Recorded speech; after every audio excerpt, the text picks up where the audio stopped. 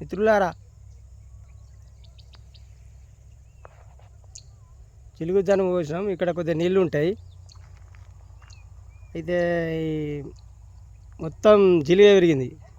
జనము నీళ్లు నిలవడం వలన జనం పోయింది. ఇక్కడ మొత్తం జిలుగ విపరీతంగా మొలిచింది.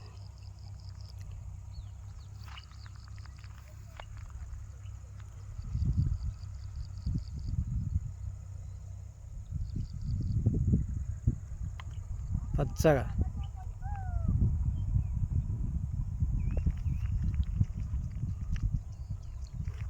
ఇదంతా సౌడు.